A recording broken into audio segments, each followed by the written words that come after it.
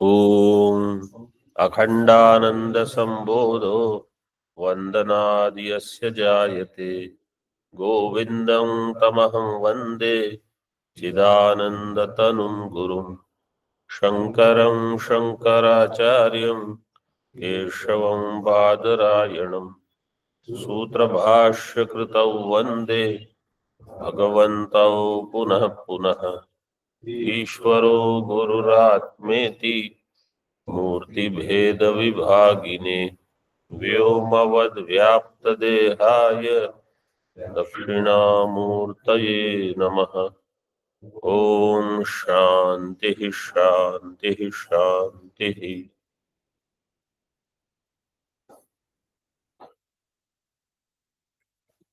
सर्व वेदांत सिद्धांत सार संग्रह में 88 श्लोक हमने पिछली बार देखा था। उसमें अशुद्धि एक है पाठ में मतलब टीका में। नीचे से तृतीय पंक्ति देखिए टीका की। मोक्षैक कांक्षावताम मोक्ष एव एका आकांक्षा ये शाम ते मोक्षैक कांक्षावंत मोक्षैका कांक्षावंत नहीं होना चाहिए। नीचे से तीसरी पंक्ति में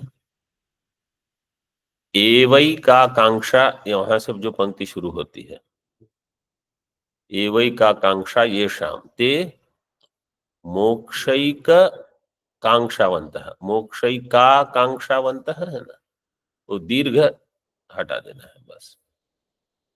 तेषाम मोक्षैक कांक्षावताम 2 बार है, मिल गया। पिछली बार बताया था, अंत में नहीं बताया था, ठीक है तो इसको ठीक कर लीजिए। धन्यवाद। तो ये श्लोक तो हो गया था, इसमें सारे षष्ठी में है। इन लोगों को ये धन्य है, इनको वैराग्य का बल प्राप्त होगा, ये बताया था। आगे देखिए। संसार मृत्योर्बलिनः प्रवेष्टुम द्वाराणि च त्रीणि महान्ति लोके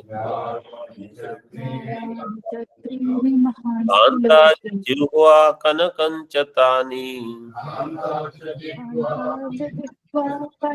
दुर्नति यस्तस्य भयं न मृत्योः।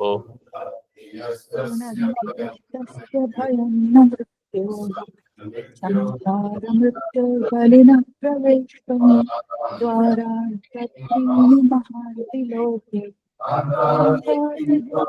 कनकं च तानि दुर्नति यस्तस्य भयं न मृत्योः।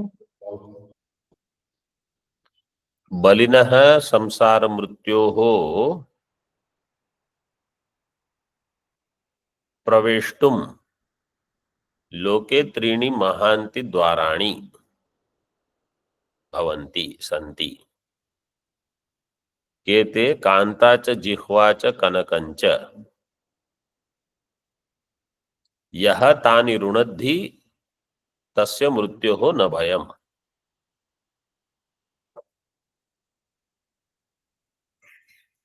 मृत्यु के लिए एक शब्द दिया है बलिन, बहुत ही बलवान जो है मृत्यु, वो हमारे जीवन में प्रविष्ट हो जाएगा।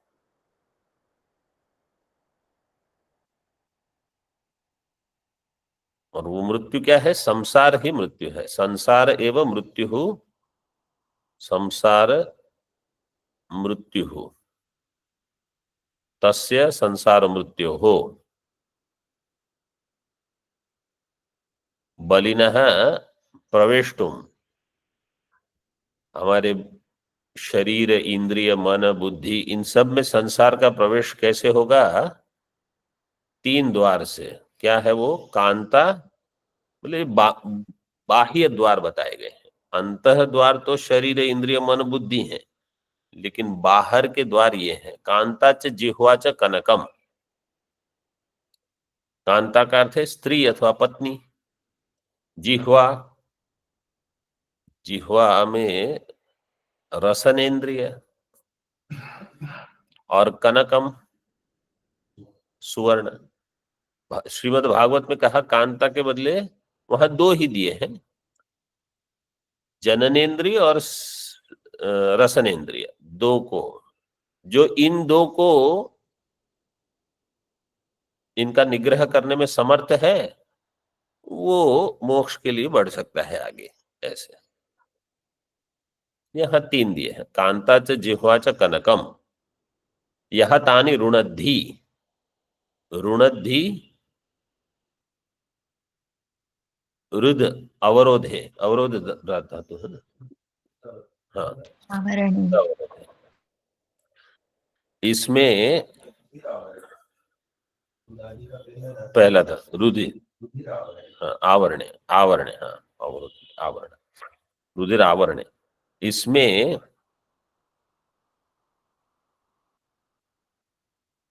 रुधादिभ्य स्नम, तो इससे ये नकार आएगा और फिर तिंग प्रत्यय जो है उसका ध कैसे हो जाएगा? शशस्तथोर्धोधः, और दो दाह से धकार हो जाएगा और उसके पश्चात रसाभ्याम नोणा से नकार का नकार होके ऋणद्धि बन जाएगा।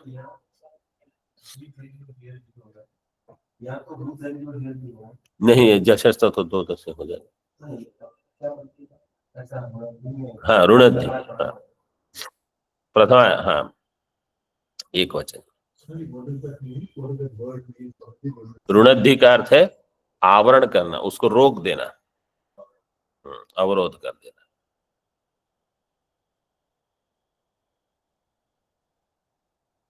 तानी, यह तानी ऋणद्धि, इन तीनों को जो रोक देगा, अवरोध कर देगा, तस्य भयम, तस्य मृत्यु हो न भयम, उनको मृत्यु से भय नहीं होगा, क्योंकि इन द्वारों से वो प्रविष्ट होता है, तो इसको बंद कर देना है, रोक देना है। टीका में देखिए, बलिनः संसार मृत्यु हो, संसार एवं मृत्यु हो, संसार मृत्यु ये सनक सनत सुजातीय में भी ऐसे ही प्रमाद, वहां प्रमाद को मृत्यु कहा है, प्रमादो वही मृत्यु हो। संसार एवं मृत्यु, यहाँ हर पद पर मृत्यु से हम मृत्यु का सामना करते हैं। संसार मृत्यु तस्य अस्मिन् शरीरे प्रवेष्टुम लोके त्रीणि महांति द्वाराणि सन्ति, इस लोक में तीन महान द्वार हैं, कांता च जिह्वा च कनकम, कांता जिह्वा और कनक, ये भी त्रिभिर्द्वारैहि संसार मृत्यु हो शरीरे प्रवेश। संसार मृत्यु का शरीर का अर्थ स्थूल सूक्ष्म दोनों ले लेना, क्योंकि स्थूल शरीर में तो कुछ कहाँ प्रविष्ट होगा, सब जो प्रवेश होना है वो सूक्ष्म शरीर में वासना के रूप में होता है। स्थूल शरीर तो बिल्कुल केवल कपड़े के जैसा है, वो तो चलते फिरते रहेगा, उसका कोई महत्व नहीं है। इस जन्म में भी जो संस्कार होते हैं वो अगले जन्म में उपलब्ध हो जाएंगे, चाहे वो शुभ संस्कार हो चाहे वो अशुभ हो।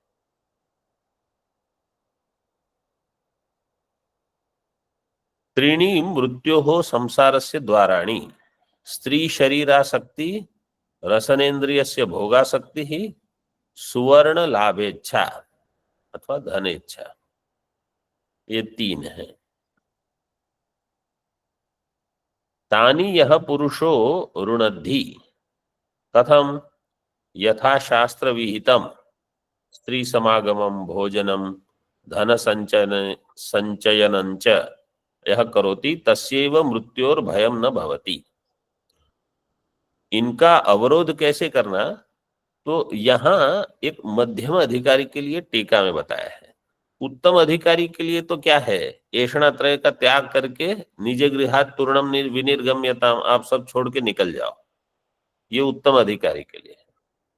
मध्यम अधिकारी के लिए जैसे शास्त्र में बताया है ऐसे आपको संबंध रखना, चाहे भोजन हो, चाहे, अब भोजन तो साधुओं को भी करना ही पड़ेगा चाहे कहीं भी जाए, तो यथा शास्त्र विहितम, सात्विक वगैरह करना, ऐसे।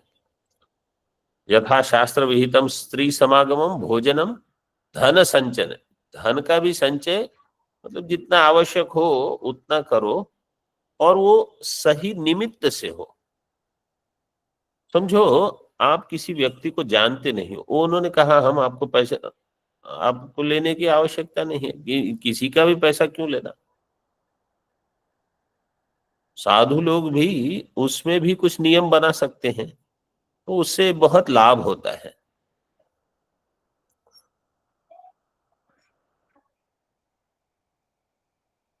धन संचयनन च यह करोति तस्यैव मृत्योर्भयं न भवति।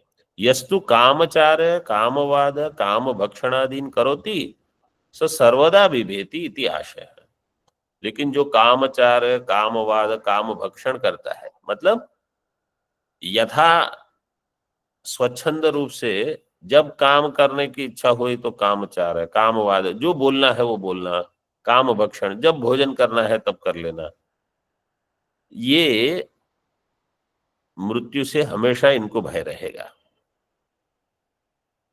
मृत्यु तो सबको आनी है, तो उसका भय न हो, यही हमारा बल है। मृत्यु से क्या भय होना है, वो तो होगा, कोई चिंता की आवश्यकता नहीं। मुक्ति श्रीनगरस्य दुर्जयतरं द्वारं यदस्त्यादि द्वारं यदस्त्यादिमम्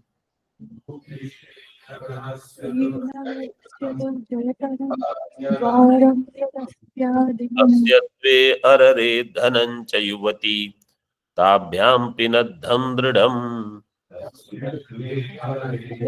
हरे धनञ्जय ताभ्यां पिनद्धं दृढम् कामार्गलदारुणा बलवता द्वारं यदेतत्त्रयम् कामाख्यागलदारुणा बलवता द्वारं तदेतत्त्रयम् धीरो यस्तु भिनत्ति सोरहति सुखं भोक्तुं विमुक्तिश्रियम्।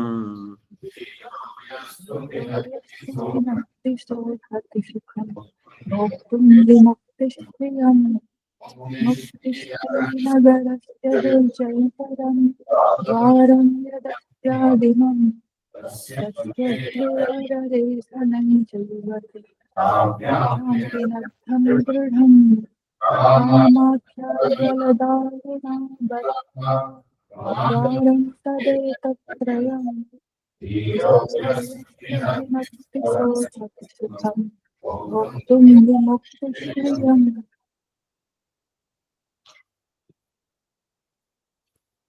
मुक्ति श्रीनगरस्य दुर्जयतरं यद आदिमं द्वारम अस्ति तस्य द्वे अररे धनं च युवती ताभ्यां इदं दृढ़ं पिनद्धम।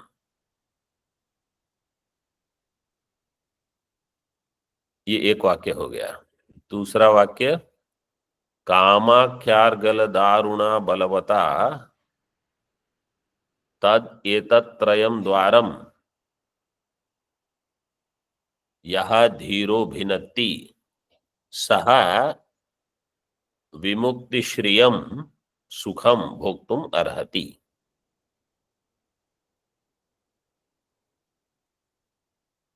अच्छा, दूसरी बार द्वार, अच्छा द्वारम त्रयम दिया ही है, तदेतत् त्रयम द्वारम। तो ऐसे कल्पना करनी है।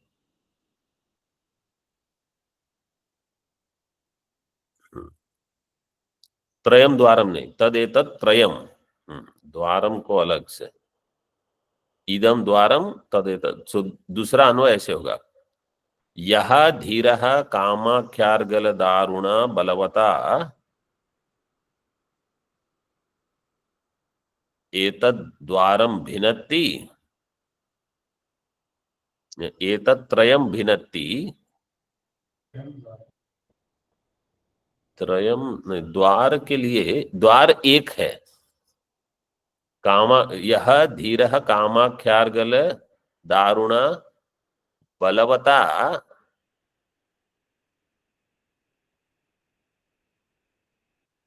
द्वारम का अन्वय ऊपर से ऊपर करना पड़ेगा।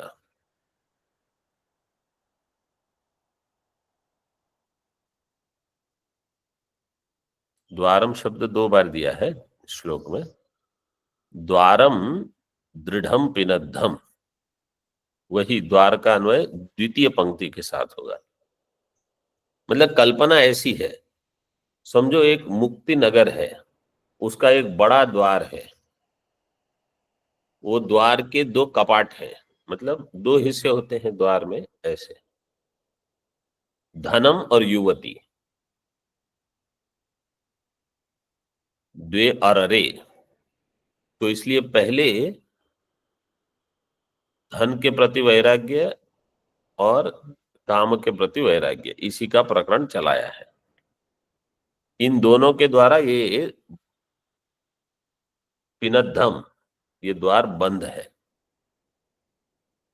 और धन और युवती इस द्वार, इस कपाट को बंद करने के लिए काम नाम का एक अर्गल है। जैसे दरवाजे में लगाते हैं, लकड़े का एक रहता था पूर्व जमाने में, खोल देते थे अथवा ऐसे खोलते हैं बंद कर। किवाड़ क्या कहते हैं उसको, आप लोग क्या बोलते हैं उसको हिंदी में? कुंडा। हाँ, कुंडा लगाते हैं वो है काम। तो धन युवती ये 2 है और काम उसमें कुंडा है। कामाख्यार्गल दारुणा बलवता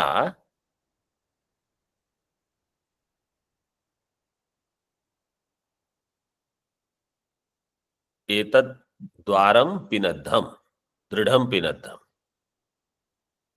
यह द्वार जो है वो बिल्कुल कस के बंद बंद किया गया है।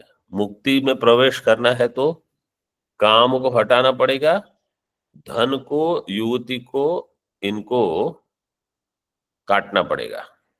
मतलब इन तीनों से वैराग्य हो। सह विमुक्ति श्रियम सुखम भोक्तुम अर्हति। और ये जो त्रयम है, तदेतत् त्रयम, तो ये 3 को लेना है, काम धन युवती। जो पूर्व श्लोक में बताया कांता जिह्वा कनकम, वो 3 भी ले सकते हो, अथवा यहां इस 3 को लीजिए, काम धनम और युवती, इन तीनों को छोड़ना है।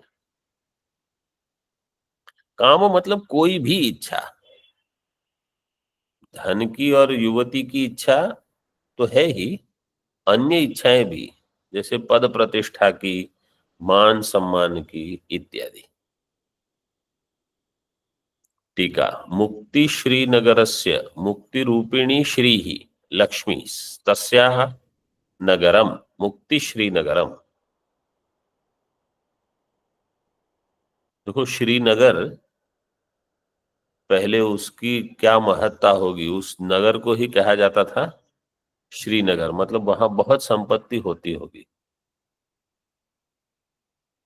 और कुछ देवी का स्थान है ना वो, तो वहां बड़ी, हाँ, वहां तो बहुत लोगों ने मतलब वहां उपासनाएं की है। मुक्ति श्रीनगरम तस्य मुक्ति नगरस्य दुर्जयतरम आदिमम द्वारम अस्ति तस्य धनंच युवती च द्वे अररे कपाटे स्तः। इसके 2 कपाट है। इस मुक्ति नगर का जो द्वार है उसमें धन और युवती। ताभ्याम बलवता कामाख्यार्गल दारुणा, काम इत्याख्या यस्य सह कामाख्यः स एव अर्गलः। अर्गल का अर्थ है प्रतिबंधः। अर्गलः प्रतिबंधो अंतरायो, मतलब वो कुंडा। विष्टम्भ, कभी कभी तो पूरा बड़ा रहता था, बड़ा लकड़ा। अब तो छोटे रहते हैं, पहले तो पूरा जितना बड़ा दरवाजा उतना ही बड़ा लगाते थे। प्रतिबंधो अंतरायो विष्टम्भ कामाख्यार्गल तस्मय दारू, उसके लिए जो लकड़ी है, दारू मतलब लकड़ी का रहता था, कामाख्यार्गर दारू, काम नाम का ये जो कुंडा है, लकड़ी का टुकड़ा, तेन कामाख्यार्गल दारुणा द्वारम दृढ़म पिनद्धम,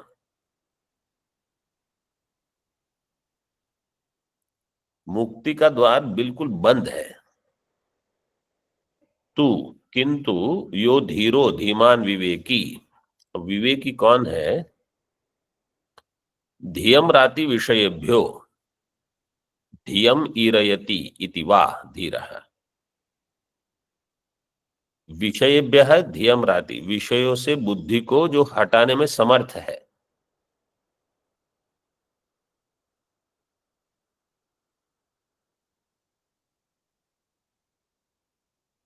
अथवा जो अपनी बुद्धि को ईरयति, ईर धातु किस अर्थ में है? गत्य अर्थ में, मतलब ज्ञान, जो बुद्धि को समझा सकता है। बुद्धि में जहां उपदेश है शास्त्र का, तो वही धीर है।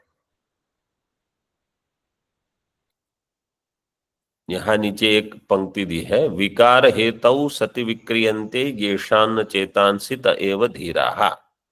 ये कालिदास, कवि कालिदास का है, इति महाकवि कालिदासेन उक्तत्वा। विकार हेतौ सति येषाम चेतांसि न विक्रियन्ते, देखो उन्होंने क्या शब्द के प्रयोग किए हैं। विकार का हेतु हो और चित्त में विकार न हो, वो है धीर। विकार का हेतु न हो और विकार न हो, इसमें क्या बड़ी बात है? तो बच्चे के भी बुद्धि में विकार नहीं होगा अगर विकार का हेतु नहीं, लेकिन एक खिलौना आ गया तो बस। तो धीर का सामर्थ्य यही है कि विकार के हेतु उपस्थित हो लेकिन उनकी बुद्धि बिल्कुल शांत रहे। जैसे दृष्टांत के लिए ही कहता हूं, केवल महाभारत का इतना भयंकर युद्ध होने जा रहा है और भगवान ऐसे खड़े हैं जैसे कुछ नहीं होगा, और अर्जुन की परिस्थिति देखो, मतलब वो भेद दिखता है। तो जो ज्ञानी है और अज्ञानी है, इनमें कितना भेद है। सब कुछ नष्ट हो जाए तो भी कोई समस्या नहीं है। वो दूसरा दृष्टांत देते हैं, अष्टावक्र जी जनक महाराज जी को कुछ उपदेश देने के लिए गए थे और सभी लोग आ चुके थे, जनक महाराज जी नहीं आए थे। तो दूसरों ने कहा कि अब शुरू कर दीजिए, अब ये आए नहीं है तो व्यस्त होंगे। तो इन्होंने उपदेश शुरू नहीं किया। बाकी लोगों को लगा कि ये राजा है, क्या है अभी, उनको कहाँ इसमें रुचि। हम ही देखो, साधु लोग तो हम हैं, हमारे लिए अध्ययन होना चाहिए, ये पैसा मिलेगा इसलिए इसके लिए रुके हैं, ऐसा कुछ उनको लगा। तो गुरु को तो समझ में आ गया कि क्या चल रहा है इनके बुद्धि में। उन्होंने ऐसी लीला की, पूरा विदेह नगर जल रहा है ऐसे। ये जो साधु लोग थे, उनकी जिनकी एक कौपीन, एक कपड़ा था, वो उसके लिए दौड़े, और राजा आए और बैठ गए। उनको कहा पूरा जब जल रहा है तो बोले जलने दो। मिथिलायाम प्रदीप्तायाम न में किंचन दह्यते, ऐसे उन्होंने कहा, इसमें मेरा क्या है। तो जिनके पास बहुत ही कम चीज हो और उसमें इतने आसक्त हो जाते हैं कि वो एक चीज छूटे नहीं। कभी कभी हम भी देखते हैं, जैसे हमारे पास 3-4 कपड़े होते हैं, तो उसमें से एक कपड़े का, कोरोना समय में वहां बंदर बहुत आते थे, उस अभी तो कम हो गए हैं, और वो जितने कपड़े लटकते हैं वो नीचे लेकर उससे खेलेंगे, कुछ लेकर चले जाएंगे, कहीं छोड़ देंगे उनको, कुछ क्या है। लेकिन आपके पास तो गिने चुने कपड़े हैं, आपका एक कपड़ा जाएगा तो क्या परिस्थिति हो जाएगी। तो यही है। फिर ऐसा लगता है इसके पीछे क्या जाना। ये है धीर, विकार हेतु सति विक्रियन्ते येषान्न चेतांसि तयेव धीरा। तदेतत् त्रयं भिनत्ति स एव विमुक्ति श्रियं सुखम भोक्तुम अर्हति स समर्थो भवति इत्यर्थः। ये तीनों का जो भेदन कर सकता है, इनको काट सकता है, वही विमुक्ति, मोक्ष के सुख को, विमुक्ति श्रियम, श्री का अर्थ है संपत्ति, विमुक्ति नाम की जो संपत्ति है उसको ये प्राप्त कर सकता है। तो साधन संपत्ति हम लेके चलते हैं और विमुक्ति संपत्ति तक हमको पहुंचना है। बताने का ये देखो, भगवान भाष्यकार काव्य के माध्यम से बता ये रहे हैं कि बिना वैराग्य के काम नहीं चलेगा। इतने सारे श्लोक में यही बताया है, चाहे आप ऐसे कहो वैसे कहो कैसे भी कहो। आरूढ़स्य विवेकाश्वं तीव्र वैराग्य खड्गिनः तितिक्षा वर्म युक्तस्य प्रतियोगी न दृश्यते। आरूढस्य विवेकाश्रम तीव्रवैराग्यखड्गिनः प्रतीक्षावधमुक्तस्य प्रतियोगी न दृश्यते। विवेकाश्वम आरूढ़स्य तीव्र वैराग्य खड्गिनः तितिक्षा वर्म युक्तस्य प्रतियोगी न दृश्यते। प्रतियोगी का अर्थ है उसका विरोधी। समझो कोई युद्ध में जा रहा है, तो बोले आपके पास क्या सामग्री है? अश्व है? हाँ। कौन सा अश्व है? विवेक अश्व। विवेक नाम के अश्व पर जो आरूढ़ है। खड्ग है? हाँ, बोले खड्ग भी है। खड्ग का नाम, कौन सी खड्ग है? बोले तीव्र वैराग्य। मतलब साधारण वैराग्य नहीं, तीव्र वैराग्य खड्ग जिसके पास है। और कोई वार करेगा तो उसको रोकने के लिए आपको कवच चाहिए। तो कौन सा कवच? बोले तितिक्षा ही हमारा कवच है। ये विभीषण गीत, विभीषण को जो भगवान ने उपदेश दिया था रामायण में, उसमें बहुत सारी चीजें हैं। यहाँ तो भगवान ने 3 चीजें बताई है। वहां अश्व के लिए ऐसे नहीं दिया है विवेक, वहां कुछ और है। हाँ, बल विवेक दम परहित घोरे, 4 घोड़े दिए हैं। रथ है वहां। बल विवेक दम परहित घोरे, क्षमा कृपा समता रजु जोरे, इस प्रकार से है। याद है कैसे वो शुरू होता है? सौर रथ चाका, सत्यशील दृढ़ ध्वजा पताका। ऐसे उस दिन 2-4 दिन पहले महाराज जी ने कितने रामायण से उद्धरण दिए, वो लगभग 15-20।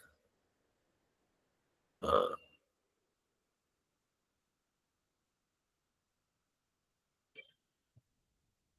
तो देखो ये यहाँ थोड़े ही दिए हैं। मतलब विवेक की आवश्यकता है, वैराग्य हो, तितिक्षा हो, आपको कोई परास्त नहीं कर सकता, ये बता दिया। विवेक बहुत ये चाहिए, कहीं भी आप आश्रम में रहो, कुछ ना कुछ तो चलते रहेगा। घर में अथवा अन्य जगह में तो होता ही है संसार में। आश्रम भी संसार के बाहर नहीं है, वो भी संसार में ही है। वहां भी लोग होते हैं, उनके भी मन होते हैं, कुछ ना कुछ राग द्वेष चलते रहेंगे। अथवा समझो वो अपने आप में परेशान है, आपने कुछ नहीं किया है, वो खुद से ही अपने में असंतुष्ट है, वो आपके ऊपर चिल्ला देंगे कुछ। आपको लगेगा कि मैंने क्या किया? आपने कुछ नहीं किया। आपने पूर्व जन्म में कुछ कर्म किया होगा, उसका फल अभी मिल गया, अब आप उस पर सोचते रहोगे कि अरे मैंने इस समय तो कुछ नहीं किया। वहां कुछ बोलने की कोई आवश्यकता नहीं, आप केवल चुपचाप, ये एक पाप चला गया, बस आगे निकलो। ये है विवेक। ये सब जगह चाहिए, कहाँ कितना बोलना कितना नहीं बोलना, क्या करना क्या नहीं करना।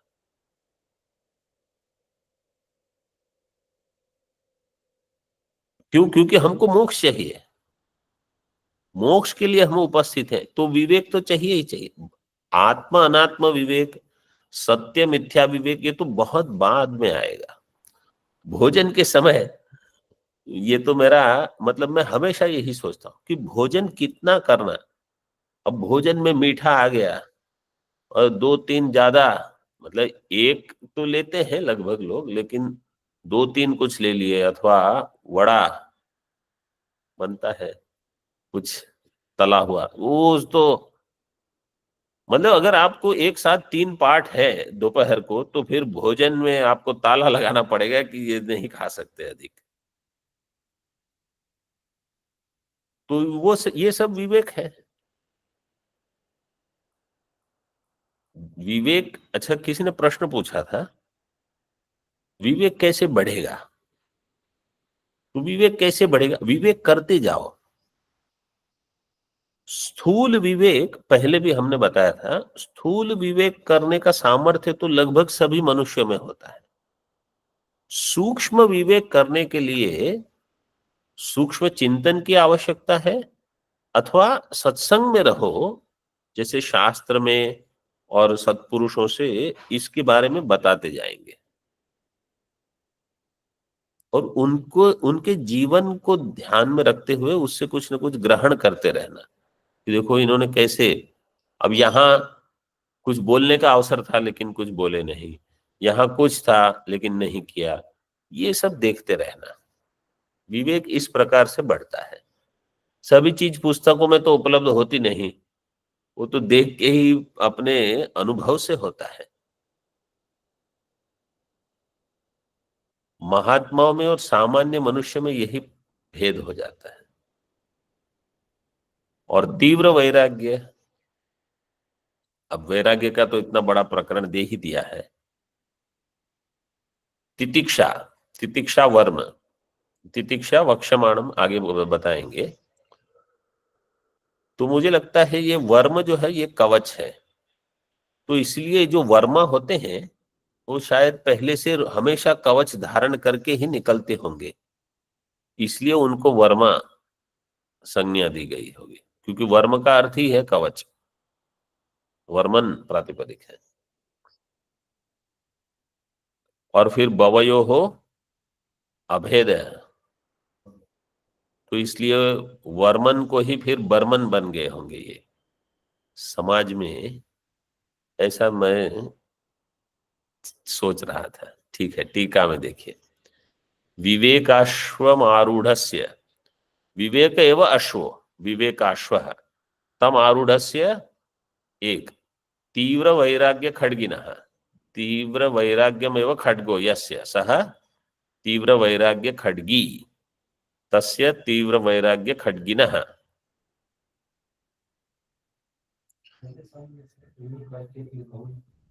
कहाँ क्या?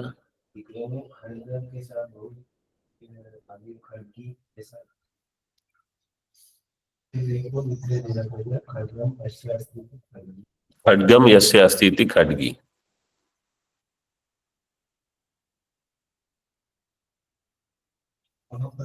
तो पहले कैसे करेंगे हम? तीव्र वैराग्य खड्गः,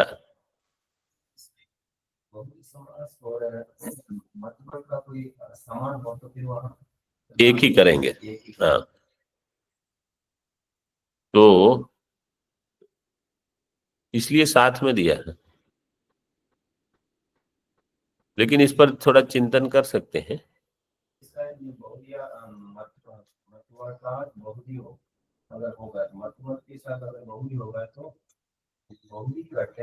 मतवर्थ नहीं करते। सभी को इतना ध्यान में रखना है कि जब बहुव्रीहि समास हो और मतवर्थ समास, जैसे हाँ, एक ही अर्थ होता है। जैसे ये गीता में आता है 13 अध्याय में, ज्ञान के लक्षण के बाद ज्ञेयम यत्तत् प्रवक्ष्यामि यज्ञात्वा अमृतमश्नुते अनादिमत परम ब्रह्म न सत्तन्ना सदुच्य। उसमें जो अनादिमत है, इसमें वहां भाष्यकार ने ही बताया है कि यहाँ बहुव्रीहि और मत दोनों है, इसलिए दोनों करने की आवश्यकता नहीं है। अनादिमत परम, ये भाष्य में देख लेना, मतलब मैं केवल दृष्टांत के लिए बता रहा हूं कि जहां ऐसे और एक मुंडक में भी ऐसे आता है। मुंडक में कहा आता है,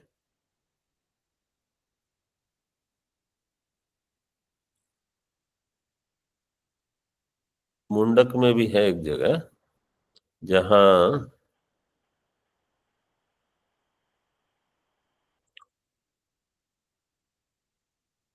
एक मिनट बताता हूँ। मुंडक में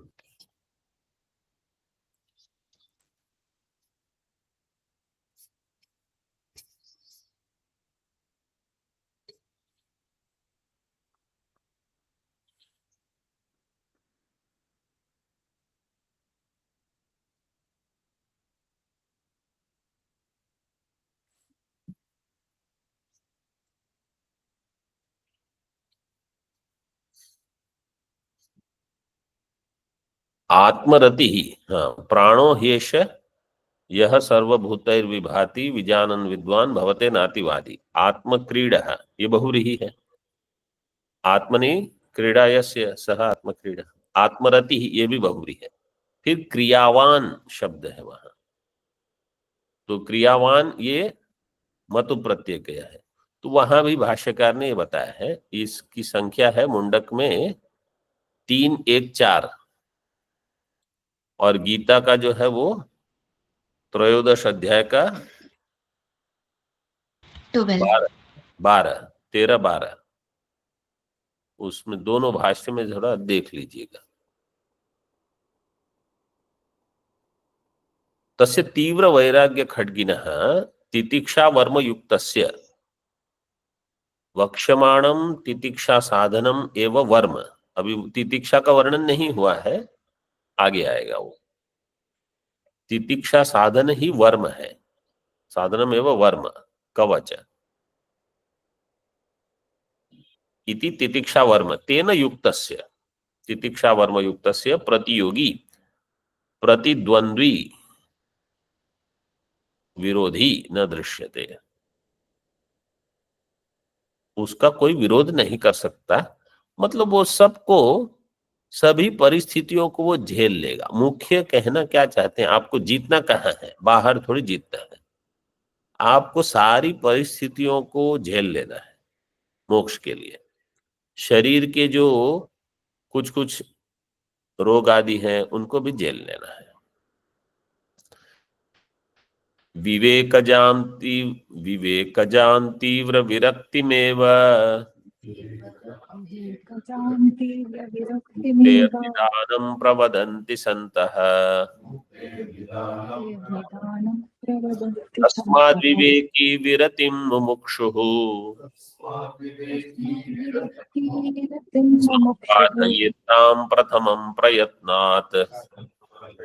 साधयतां प्रथमं प्रयत्नात्। विवेकजां तीव्रविरक्तिमेव मुक्ते विदानं प्रवदन्ति सन्तः।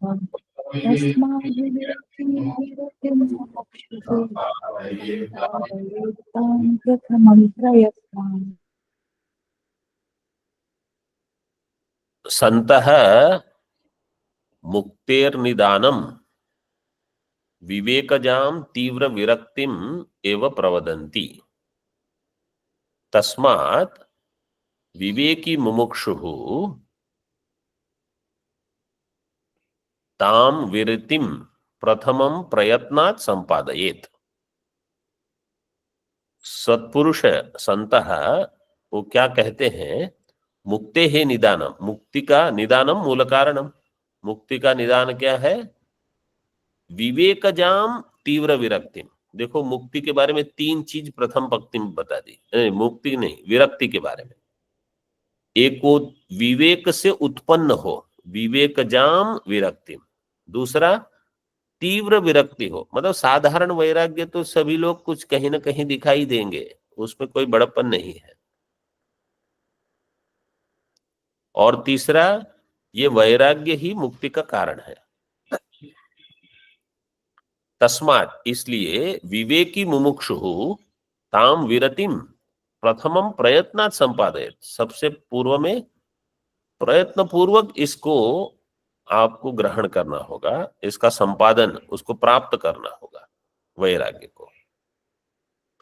संतः विवेकिनः पुरुषाः विवेकजाम नित्यानित्य विवेकजाम तीव्र विरक्तिमेव मुक्तिर्निदानम आदि कारणम प्रवदन्ति। जो ज्ञानी पुरुष है वो कहते हैं कि विवेक से उत्पन्न वैराग्य है, ये आपको मोक्ष देगा। ऐसे ही वैराग्य तो हो, लेकिन विवेक अगर नहीं है, वो वैराग्य मोक्ष के लिए कारण नहीं बनेगा। और विवेक कौन सा? कोई भी विवेक नहीं, आत्मा अनात्मा अथवा नित्य अनित्य विवेक। तस्मात् विवेकी मुमुक्षु। देखो भाष्यकार कितने सतर्क हैं। विवेकी मुमुक्षु, वो विवेकी होकर मुमुक्षु हुआ है। प्रथमम ताम विरतिम प्रयत्नात् प्रयत्न पूर्वक उसको, उसका संपादन करना, उसको प्राप्त करना, और वो चली न जाए फिर कि कभी तो विरक्ति है लेकिन अब छोड़, बहुत हो गया, ऐसे नहीं। ओम पूर्णमदः पूर्णमिदं पूर्णात् पूर्णमुदच्यते पूर्णस्य पूर्णमादाय पूर्णमेवावशिष्यते। ओम शांति शांति शांति। शंकरं शंकराचार्यं केशवं बादरायणं सूत्रभाष्यकृतौ वन्दे भगवन्तौ पुनः पुनः। ईश्वरो गुरुरात्मेति मूर्तिभेदविभागिने व्योमवद्व्याप्तदेहाय दक्षिणामूर्तये नमः।